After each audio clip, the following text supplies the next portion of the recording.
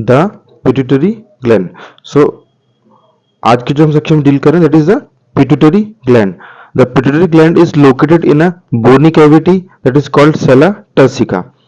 सो जो स्कल है उसका उसकी जो bony cavity that is called sella turcica, उसमें ये पिट्यूटरी ग्लैंड प्रेजेंट होती है and it is attached to a hypothalamus by a stock.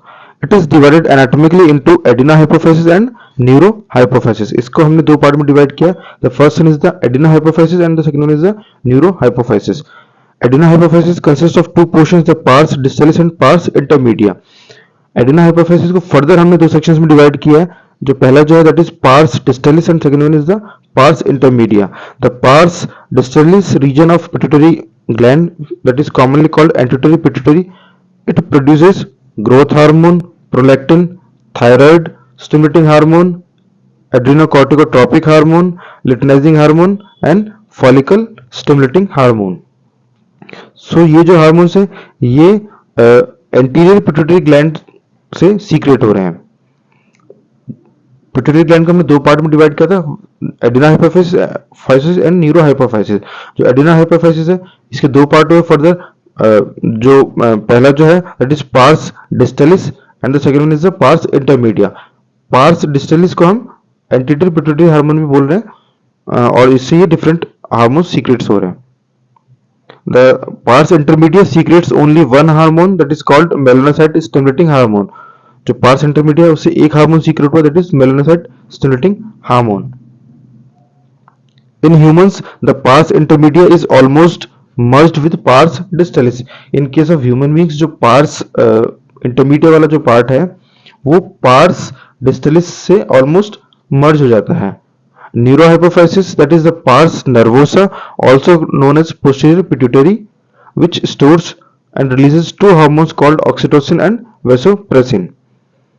जो पिट्यूटरी ग्लैंड का जो न्यूरोहाइपोफाइसिस पार्ट है जिसे हम पार्स नर्वोसा भी बोलते हैं या फिर पोस्टीरियर पिट्यूटरी पार्ट भी बोलते हैं, it stores and release to hormones. जो पहला जो है that is oxytocin and second one is the vasopressin, and these hormones are actually synthesized by the hypothalamus and transported externally to neurohypophysis. मैंने previous section में भी बताया था कि जो एंटीरियर पिट्यूटरी पार्ट है वो वहां पे एक पोर्टल सर्कुलेटरी सिस्टम के थ्रू जो है हार्मोन सीक्रेट होते हैं, बट जो पोस्टीरियर पिट्यूटरी जो पार्ट है it is directly under the axonal और neural control of the hypothalamus. In this image we can see this is the hypothalamus part. These are the hypothalamic neurons. This regulates anterior pituitary hormone and this one is directly under axonal or neural control of hypothalamus is posterior pituitary part. जो posterior pituitary part है वहां से axons directly merge हो रहे हैं in posterior pituitary, but in case of anterior there is a portal circulatory system जिसके through anterior pituitary hormone जो है वो रेगुलेट होता है. Over secretion of growth hormone stimulates abnormal growth of the body leading to gigantism, and low secretion of growth hormone results in stunted growth resulting in pituitary dwarfism. जो growth hormone है अगर उसका जो secretion है अगर वो ज्यादा होता है तो it will lead to gigantism, और अगर उसका सीक्रेशन कम होता है then it will result in pituitary dwarfism. Excess secretion of growth hormone in adults, especially in middle age, can result in severe disfigurement, especially of the face, that is called acromegaly, which may lead to serious complications and premature death if unchecked. जो growth hormone है अगर in case of adult specially जो middle age के जो बच्चे हैं या adult हैं उनमें अगर इस हार्मोन का एक्सेस सीक्रेशन होता है तो इसकी वजह से स्पेशली जो फेस है which result in severe disfigurement, which may lead to serious complication and premature death. The disease is hard to diagnose in the early stages and often goes undetected for many years until changes in external features become noticeable.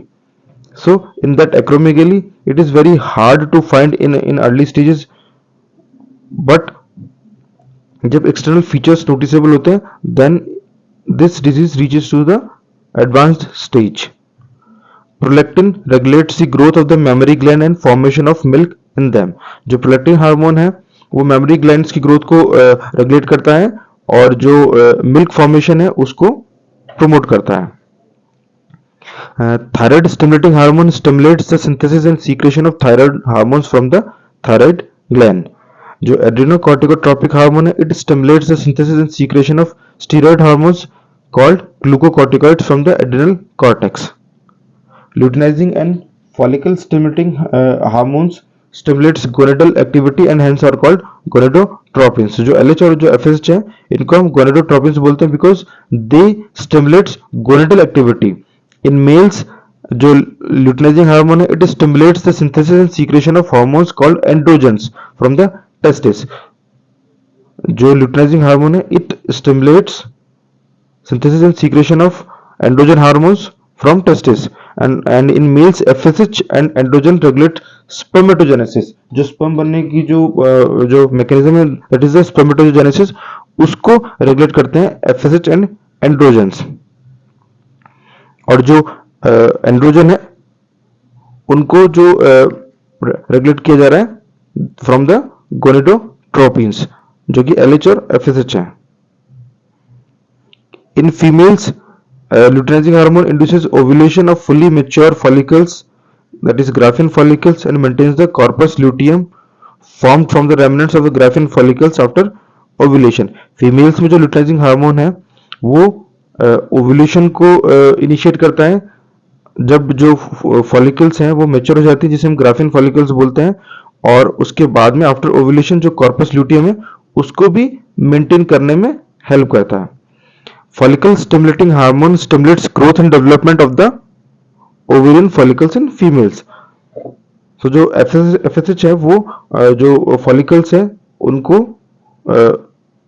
maintain करने में help करता है. In case of females उनकी जो growth और जो development है maintain करता है. Stimulating hormones act on the melanocytes and regulates pigmentation of the skin. जो melanocyte cells हैं उनमें एक स्पेसिफिक पिगमेंट होता है that is the melanin which controls the और regulate the pigmentation of the skin. So जो मेलानोसाइट स्टिमुलेटिंग हार्मोन है वो मेलानोसाइट्स को रेगुलेट करता है. Oxytocin acts on the smooth muscles of our body and stimulates their contraction. In females it stimulates a vigorous contraction of uterus at the time of childbirth and milk ejection from the mammary gland. So जो oxytocin hormone है during childbirth it initiates vigorous contraction. जो uterus है उसमें vigorous contraction start करता है ताकि जो child birth है वो इजी हो जाए. And in case of mammary glands it helps in milk ejection. Vasopressin acts mainly at the kidney and stimulates resorption of water and electrolytes by the distal tubules and thereby reduces loss of water through urine, that is diuresis. Vasopressin basically जो है वो kidney की जो distal tubules हैं जो कि nephron का जो डिस्टल ट्यूब्यूल्स वाला पार्ट है वहां से वाटर और इलेक्ट्रोलाइट के एब्जॉर्प्शन को इंक्रीज करता है जिससे कि जो वाटर है वो कम से कम यूरिन के थ्रू जो है वो रिलीज हो. और जो एक्सेस वाटर है जब यूरिन में रिलीज होता है this situation is called diuresis. So जो वेसोप्रेसिन है that is anti diuretic hormone. जो डायूरेसिस प्रोसेस है उसके अगेंस्ट वर्क करता है that's why it is called antidiuretic hormone. An impairment affecting synthesis or release of ADH results in diminished ability of the kidney to conserve water, leading to water loss and dehydration. This condition is also known as diabetes insipidus. जो ADH hormone है basically ये kidney के through जो water जो conservation है उसको increase कर रहा है.